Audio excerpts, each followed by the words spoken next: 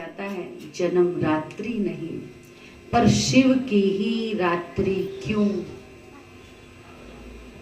और शिव की रात्रि जब हम मनाते हैं अर्थात उसका जन्मदिन मनाते हैं, जन्म के साथ फिर बारात भी निकालते हैं। दो खुशी हो गई, जन्म भी और बारात भी।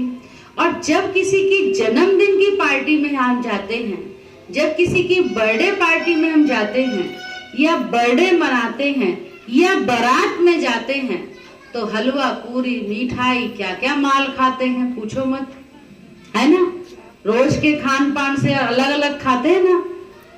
बर्थडे पार्टी में या शादी की पार्टी में क्या खाते हैं, कितनी वैरायटी मिठाइयाँ खाते हैं, कितने मौज मस्तियां करते हैं, क्या नहीं करते।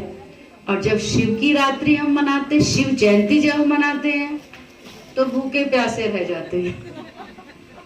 ये बात जचती है भाई, जन्मदिन है तो जन्मदिन में अच्छे अच्छे खान पान, अच्छी अच्छी चीजें होनी चाहिए ना। जैसे हम एक व्यक्ति की करते हैं, किसी महापुरुष की करते हैं, किसी धर्म नेता की करते हैं, किसी धर्म पिता का जन्मदिन मनाते हैं, किसी संत का मनाते हैं, तो हम क्या करते हैं, खुशियां मनाते हैं, केक काटते हैं, नई नई डिशेस खाते हैं। और शिव की रात्रि पर, शिव जयंती पर उपवास, भूखे प्यासे रहना है। फिर मंदिर में पूजा करने जाते हैं और मंदिर में जब पूजा करने जाते हैं और जो पूजा की थाली हम सजाते हैं उसमें भी शिव पिता के लिए, शिव भोलेनाथ के लिए जो पूजा सामग्री होती है वो भी सबसे भिन्न होती है ना। अब क्या चढ़ाते हैं, सब हंस रहे हैं, पहचान गए ना। भोलेनाथ को क्या चढ़ाते हैं, भोलेनाथ की थाली में क्या परोसते हैं, भांग, धतूरा, 3 बेल पत्र और क्या क्या आलू वालू सब डाल देते हैं, जो किसी को नहीं खिलाते, खुद भी नहीं खाते हैं आप ना खुद खाते। अक का फूल जिसमें ना कोई खुशबू है और ना ही इतना सुंदर है। किसी और देवताओं के पास जाते हैं या किसी संत महापुरुष का हम स्वागत करते हैं तो बड़ा सुंदर गुलदस्ता तैयार करेंगे, अच्छे अच्छे फूल लगाएंगे, उसमें गुलाब लगाएंगे, रजनीगंधा लगाएंगे, फ्लावर बनाते ना गुलदस्ता, अच्छे अच्छे फूल लगाएंगे। और शिव भोलेनाथ पर अक का फूल, जिसमें कोई खुशबू नहीं है, धतूरा जो कटीला है, जो हाथ में पकड़ने में भी उसको होता है। ये है शिव के ऊपर अर्पण करने की चीजें। तो वास्तविकता क्या है, क्या इन चीजों से जो अक, धतूरा, 3 बेलपत्र, लोटा भर जल और दूध की 2-4 बूंद, कभी कभी पुराने जमाने में, आज भी कभी कहीं कहीं होता है, कहीं दूध में थोड़ा भी पानी ज्यादा हो जाए, दूधिया ही जब दूध लेकर आता है और कई बार दिखता है कि पानी ज्यादा है तो क्या बोलते हैं दूधिया को, थोड़ा दूध ठीक से दे दो। या घर में भी अगर किसी को पानी वाला दूध दोगे तो क्या कहेंगे, इससे तो मत पिलाओ ना, यही बोलते हैं ना। और भोलेनाथ शिव को क्या देते हैं, भोलेनाथ शिव पर क्या चढ़ाते हैं, दूध की 2-4 बूंद, और तो पूरा पानी है, जल है, और उसमें खुश कर रहे हैं उसको, है? कितना भोला है ना, खुश भी हो जाता है, होता है ना खुश। अवधर दानी है ना, आशुतोष है ना। तो शिव पिता परमात्मा जो अभी तक हम करते आए, सिर्फ हम कर रहे थे। अगर कहें कि भेड़ चाल चल रहे थे तो कहना गलत नहीं होगा, अतिशयोक्ति नहीं होगी। क्यों हम चढ़ाते हैं, अगर पूछे हम किसी से तो यही जवाब मिलेगा, हमारे पूर्वज करते आए हैं, यही कहेंगे ना। हमारे बड़े करते आए हैं तो हम भी कर रहे हैं। उन्होंने ये चढ़ाया, उन्होंने ये रीत बनाई, तो हम भी कर रहे हैं। क्यों कर रहे हैं, क्या रहस्य है, वो कुछ नहीं पता। छोटा दृष्टांत याद आता है, सच्ची घटना है, सुना भी हो शायद आपने। कहते एक बार एक सास बहू थे परिवार में दोनों। तो बहू अभी नई नई आई थी और सास जो रीति रिवाजें होती है कुछ, वो जैसे श्राद्ध चल रहे थे, तो उनके अपने पितृ के किसी के श्राद्ध था। तो श्राद्ध का जब वो कर रही थी तो उस समय क्या था, एक बिल्ली, काले रंग की बिल्ली, वो बार बार डिस्टर्ब कर रही थी, उसको तंग कर रही थी कुछ कुछ करने के समय ना, वो जो भी उनके लिए पूजा क्रिया जो होती हैं, तो जो बार बार वो बिल्ली चक्कर लगा रही थी, तंग कर रही थी। तो सास ने क्या किया, एक रस्सी ली और बिल्ली को पकड़कर बांध दिया। बहू अभी आई थी, देख रही थी, पूछा कुछ नहीं, वो नहीं, सिर्फ देख रही थी। अचानक उसका ड्रामा ऐसा बना कि सास जल्दी चली गई, वो एक ही श्राद्ध उनका देख पाई। अब अगला श्राद्ध उसको किसका करना पड़ा, अपनी सास का करना पड़ा। तो वो क्या करती थी, बिल्ली ढूंढती थी उसकी, और वो बिल्ली काली बिल्ली होनी चाहिए, उसकी खोज किया, उसको पकड़वाया और उसको बांध दिया, और तब जाके वो जो भी करना था वो किया। फिर उसको किसी ने पूछा कि ये काली बिल्ली बांधने का क्या, तो हमने आज तक कहीं नहीं देखा कि श्राद्ध में आप करो। यानी मेरी सासू माँ ने बांधी थी जब उन्होंने अपनी सासू का किया था।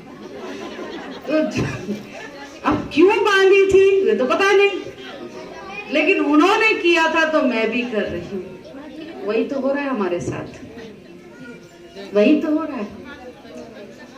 क्या कारण रहा है ये तो हम जानते नहीं, क्यों हम अक चढ़ाते हैं, क्यों धतूरा चढ़ाते हैं, ये तो हम जानते नहीं, बस कर रहे हैं क्योंकि हमने अपने बड़ों को ऐसा देखा है।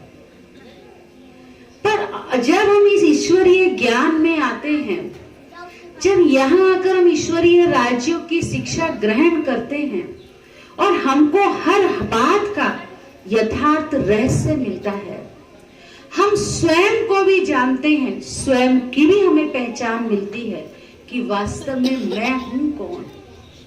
हम खुद को भी पहचानते और खुदा को भी पहचानते हैं, और खुदा जब खुद की और हमारी दोनों पहचान देता है तो हमको बहुत सारी बातों से अवगत कराता है।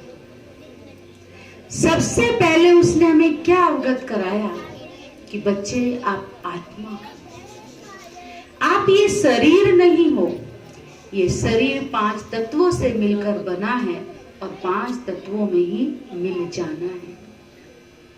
ये हमारे साथ न आया था न जाएगा, यही मिला है और यही पर ही हमको छोड़ जाना है। आप कौन हो? आप सत्य चित्त चेतन शक्ति ज्योतिर्बिंदु आत्मा हो। आप आत्मा सतोगुणी हो। ज्ञान, सुख, शांति, प्रेम, आनंद, पवित्रता, शक्ति, ये मुझ आत्मा के निजी गुण हैं।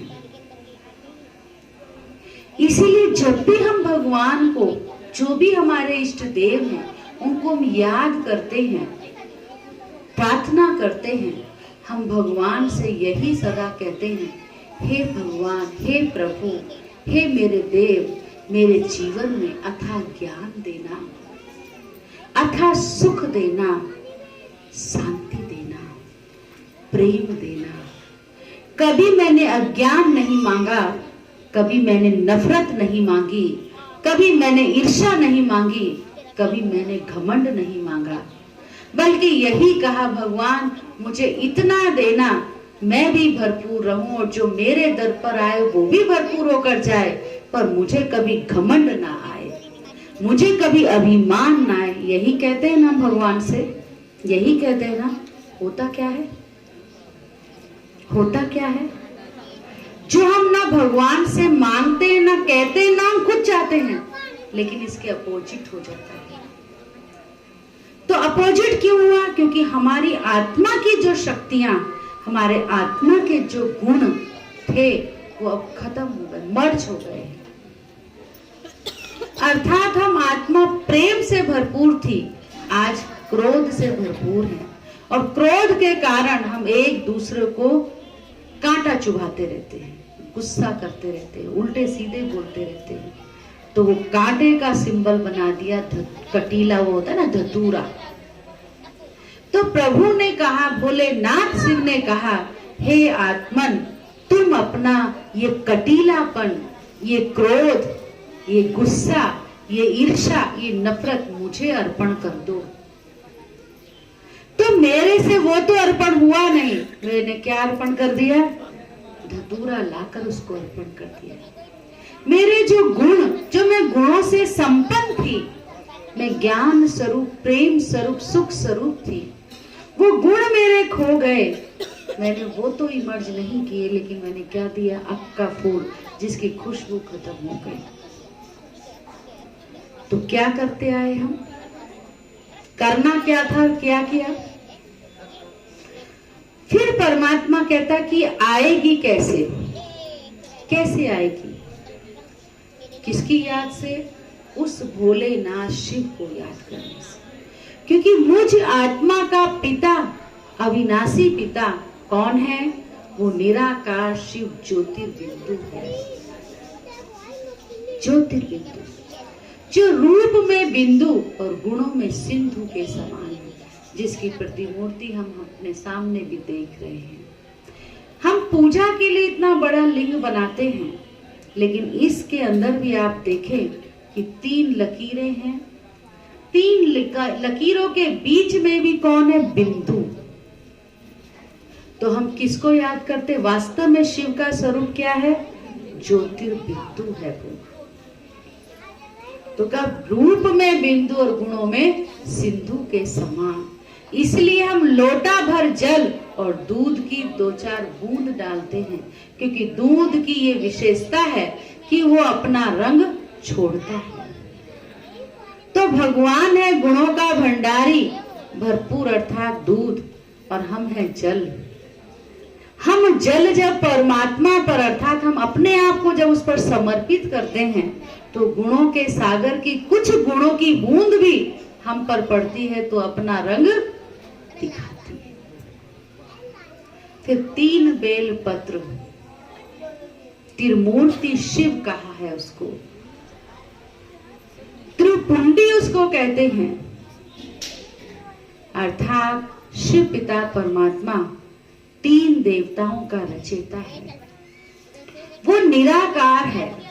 जब वो इस धरा पर आता है, तो सबसे पहले ब्रह्मा, विष्णु, महेश, इन 3 देवताओं को रचता है। इनके द्वारा इस सृष्टि के 3 मुख्य कर्तव्य कराता है।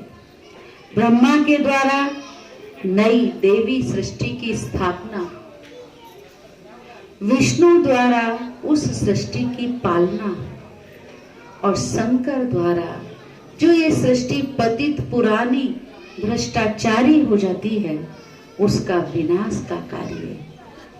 करावनहार वही निराकार शिव है, पर कराता अपने 3 देवताओं के द्वारा। तो जो उसके कार्य में सहयोगी बन जाते हैं, वो पिता परमात्मा भोलानाथ शिव तो है ही सदा पूज्य। ध्यान से सुनना ये बात, वो भोलानाथ शिव तो है ही सदा पूज्य, लेकिन जो आत्माएं उसके कार्य में सहयोगी बन जाती हैं, उसके कार्य में सहभागी बन जाती हैं, वो भी उसके समान पूजनीय बन जाती हैं।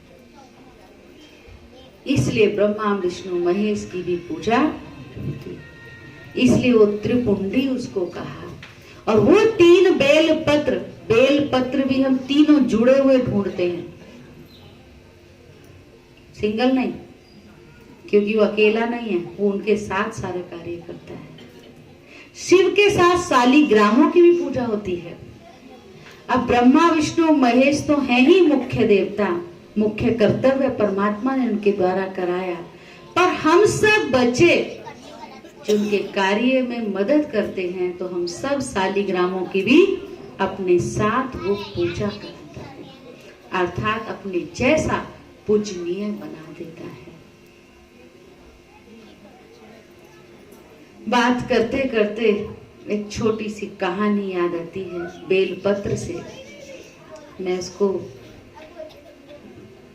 बेलपत्र की बात चली, सुना होगा आपने कई बार, फिर से आज इस मौके पर मैं रिपीट करूंगी। कहते हैं एक शिकारी का काम था, सुबह से ही शिकार खेलने वो गया, उसका रोज का नियम था। पर आज क्या होता है, सवेरे से शाम हो गई पर उसको कोई शिकार नहीं मिला। जब शाम हो गई, थक गया, तो उसने सोचा आज का दिन तो मेरा, उनके लिए तो वही एक होता है, आज का दिन तो मेरा व्यर्थ गया। फिर अचानक उसके सामने एक हिरनी पड़ी। जैसे उसकी नजर उसकी हिरनी पर पड़ी, उस हिरनी पर पड़ी, तो शिकारी ने क्या किया, अपना धनुष बाण निकाला और उस पर निशाना साध दिया। जैसे वो निशाना उस पर साध रहा था, कहते हैं हिरनी ने उसके आगे नतमस्तक हो गई और हिरनी ने कहा, पहले कहानियों में तो जीव जंतु बोलते थे, जो भी है, हिरनी कहती है शिकारी से कि मेरा आप शिकार नहीं कीजिए, क्योंकि मैं भी सुबह से अपने बच्चों के लिए खाना बटोरने निकली हूँ। घर में मेरे 2 छोटे छोटे बच्चे हैं, वो मेरा इंतजार कर रहे हैं और भूखे हैं। उनको वो इंतजार है कि माँ आएगी और मेरे लिए भोजन एकत्र करके लाएगी। मैं उन बच्चों को ये भोजन दे के आ जाऊं। नहीं, अभी उसने नहीं कहा। फिर शिकारी ने कहा, नहीं मैं नहीं छोड़ूंगा तुमको, मैं भी तो सुबह से इंतजार कर रहा था, मैं सुबह से लेके ये टाइम हो गया, मैंने भी तो मुश्किल से एक शिकार मिला है, तो मैं अपना शिकार क्यों छोड़ूं? नहीं, मुझे नहीं आपको छोड़ना, मेरा तो आज आप शिकार हो और मैं शिकार करूंगा। जब उसने देखा ये नहीं मानता है शिकारी, तो उसने कहा, ठीक है, अगर आपका मैं शिकार हूं तो मेरा आपसे एक निवेदन है, मैं आपसे वायदा करके जाती हूँ, मैं ये भोजन अपने बच्चों से मिलकर आती हूँ, उनको भोजन भी दे के आती हूँ और उनसे छुट्टी भी लेकर आती हूँ, फिर मैं आपके लिए हाजिर हूँ। उसने मान लिया। शिकारी ने कहा कि चलो, जहाँ अभी तक सुबह से एक मिला और इतना नम्रता से कह रही है, तो उसने कहा ठीक है, मैं आपका इंतजार करता हूँ। चली गई हिरनी। अब शिकारी को उस जंगल में ही इंतजार करना था, अंधेरा हो चला था, शाम हो गई थी। अब उसने थोड़ी देर तो बैठा, सोचा, फिर देखा कि यहाँ नीचे कहाँ मैं रहूं, कभी कोई और सांप वाप ना आ जाए, उस डर से वो एक पेड़ पर चढ़ गया और पेड़ पर चढ़कर बैठ गया। और फिर देखा, सोचा कि अगर मैं सो गया, मेरी आंख लग गई, तो कहीं हिरनी आकर चली ना जाए, इसलिए मुझे रात भर जागना पड़ेगा। जब तक वो हिरनी नहीं आती है तब तक जागना पड़ेगा। इधर हिरनी जब गई थी तो उसके भी बच्चों ने इतनी जल्दी उसको नहीं छोड़ा, उसने भी टाइम लिया। तो अब इसको भी जागना था, तो नींद ना आ जाए, इसलिए उसने क्या किया, जिस पेड़ पर वो बैठा था उसके पत्ते तोड़ तोड़ तोड़ तोड़ कर नीचे डालता रहा, डालता रहा, डालता रहा। और जब नीचे पत्ते डालता रहा तो कहते हैं थोड़ा अमृत वेला हुआ और वहां पर तुरंत भोलानाथ शिव प्रकट हो गए।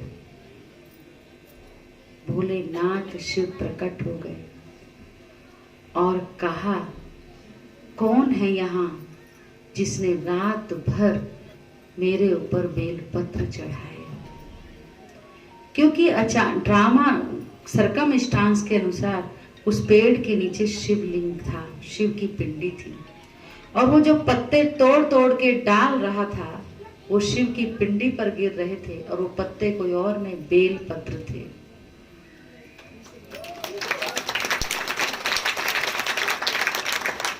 उसने रात भर बेल पत्र चढ़ाए, तो भोलेनाथ तो है ही भोलानाथ, तभी तो उसको आशुतोष कहा, भोलानाथ कहा।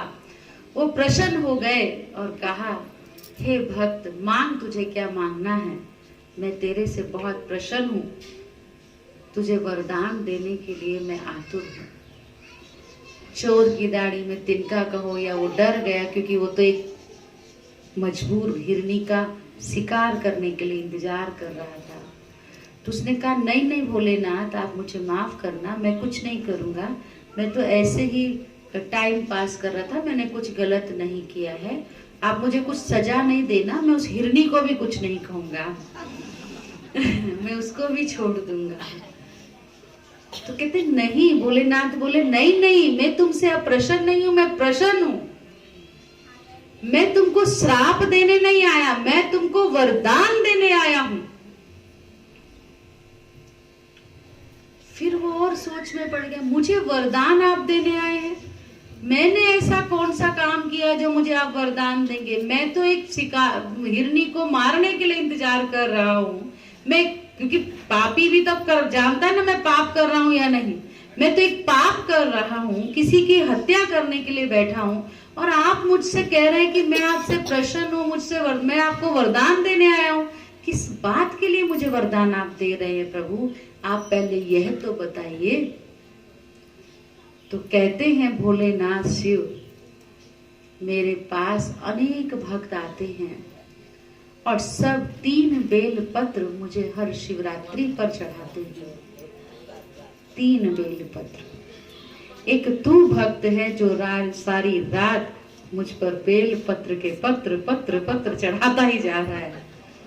तो इतने तूने पत्र चढ़ा दिए कि मैं तेरे पर प्रसन्न हो गया और तुझे वरदान देने के लिए आतुर हूं, मैं तुझे वरदान देना चाहता हूं। ताली बजाई तो दम नहीं आया, क्योंकि समझ में आपको नहीं आया। अगर आपको समझ में आएगा तो ये ताली और जोरदार क्यों बजेगी कि वो पत्ते कोई और नहीं, वो पत्ते हम आप हैं। हम आप वो पत्ते हैं जो भोलेनाथ शिव को चाहिए। हम उसको क्या दे सकते हैं? जो कुछ है सब उसी का ही तो दिया हुआ है। और हम आप सब कहते हैं हे भगवान आपने ही मुझे सब दिया है, तो उस देने वाले दाता को मैं क्या दे सकती हूँ? और हमसे उसको चाहिए भी क्या? उसको मेरा अक धतूरा नहीं चाहिए, उसको मेरा बेल पत्र नहीं चाहिए, उसको हम चाहिए, बच्चे चाहिए। माँ बाप बच्चे से कभी कोई आस नहीं रखता, हमेशा वो यही कहता है कि बच्चे बस तुम मेरे पास कुछ घड़ी अपने सारे जीवन के जो भी कर्तव्य तुम्हारे हैं उनको भी अच्छे से निभाओ, लेकिन पूरे दिन में 2 घड़ी कुछ समय मेरे पास आकर बैठ, मेरी सुन और अपनी सुना। इसी में खुश हो जाते हैं माता पिता, यही तो चाहिए होता है। तो वो शिव भोलानाथ कौन है? वो भी हमारा अनादि अविनाशी पिता है। हमने ही गाया है, हमने ही प्रार्थना की है, तुम ही हो माता पिता, तुम ही हो बंधु सखा, तुम ही हो साथी, तुम ही सहारे, कोई ना अपना सिवा तुम्हारे। कितनी देर के लिए? जब कोई हमको दुख दे तब उसकी याद आए, जब हमें कोई कांटा चुभोए, कोई गाली दे, तब हम कहें कि भगवान अब तो बस तू ही है और कोई नहीं है। लेकिन क्यों ना हम ऐसा करें जो सदा उसकी याद रहे। कहावत तो बनी है कि दुख में सिमरन सब करे, सुख में करे ना कोई, गर सुख में सिमरन करते तो दुख काहे को होए। तो ये बात बता रही कि दुख में भगवान याद आता है, ये कंफर्म है, लेकिन सुख में भी उसकी याद आए, और जब सुख में भी हम उसको याद करें तो दुख का नामो निशान नहीं हो सकता। तो हम वो बच्चे हैं, उसके सपूत आज्ञाकारी जो भी बैठे हैं, हम सब कौन हैं? उसके आज्ञाकारी सपूत बच्चे जो सदा उसको याद करते हैं और सदा उसको साथ रखते हैं। हम सदा उसके साथ रहते हैं, वो हमारे साथ रहता है। गीत है ना, वो हमरे अंग संग रहते हैं, हम उनके संग रहते हैं। भगवान हमारा साथी है जैसे दीपक में बाती है। तो भगवान को साथी बनाओ, भगवान को दोस्त बनाओ, क्योंकि हमने माँ पिता बंधु सखा कहा है पर बनाया नहीं है। तो बनाने की बारी है। अब जो समय चल रहा है अभी बनाना है, और जब हम उसको साथ रखते हैं तो सच अनुभव कहता है, दिल से आप जब उसको अपना साथी बनाएंगे, दिल से उसको याद करते हैं, तो वो जो साथ देता है, वो जो साथ निभाता है, और कोई संसार में निभा नहीं सकता, दे नहीं सकता। ऐसा है हमारा भोलानाथ शिव, जिसकी हम सब इन एडवांस शिव जयंती मना रहे हैं। आज हम उसका बर्थडे मनाने आए हैं, तो आज आप सब उसकी बर्थडे पार्टी में आए हैं। अपना भी और शिव भोलेनाथ का भी बर्थडे, और साथ में प्लस पॉइंट है बाबा का घर जो बिरला A1 में अभी नया लिया है, इस घर का भी जन्मदिन मनाने आए हैं। तो हम बहुत समय से सुन रहे हैं कि अभी तो बिरला A1 में एक फ्लैट सेवा के लिए मुकर्रर किया है, पर जब तक संगम युग है हमको बैठना नहीं है, क्योंकि शिव बाबा ने हमको ये होमवर्क दिया है। सिर्फ तुम पत्तों से खुश नहीं, और भी चाहिए। तुमसे तो खुश हूं, पर और चाहिए, और चाहिए, और बच्चे चाहिए। तो जब और बच्चे होंगे तो ये जगह और कम पड़ेगा ना, कम पड़ेगा ना। तो फिर जैसे बच्चे बढ़ते जाएंगे तो जगह भी बढ़ानी है, बढ़ती जाएगी। तो शिव भोलानाथ कहता कि तुम भी मेरे बने और अब अपने साथ औरों को भी मेरा बनाओ, यही मुझे गिफ्ट चाहिए। बर्थडे पे गिफ्ट देते हैं ना, बर्थडे पे क्या करते हैं, एक दूसरे को गिफ्ट देते हैं ना। तो शिव भोलानाथ, जिसको हम प्यार से संबंध से बाबा कहते हैं, वो मेरा बाप है। उसका नाम तो सदा शिव है, पर हम बच्चों का बाप है, इसलिए हम उसको बाबा कहते हैं। वो सदा शिव जो सदा कल्याणकारी मंगलकारी है, वो हमारा बाबा है। जब हम बाबा दिल से कहते हैं तो पिता और पुत्र की जो प्रेम, जो कशिश होती है, वो हम अनुभव करते हैं। तो शिव बाबा कहता है, बच्चे तुम तो मेरे बच्चे बने, तुम मेरे वर्षे के अधिकारी बने, पर मैं बेहद का बाप हूँ। तुम भी बेहद का लो और औरों को भी बेहद का दिलाओ। ये खजाना फूटने वाला नहीं है। इसमें ये नहीं डरना कि कहीं और को आए तो हमारा कम हो जाएगा और आपको मिल जाएगा, क्योंकि बेहद का बाप है ना। तो पुनः फिर से आप सभी को बहुत बहुत बधाई बधाई।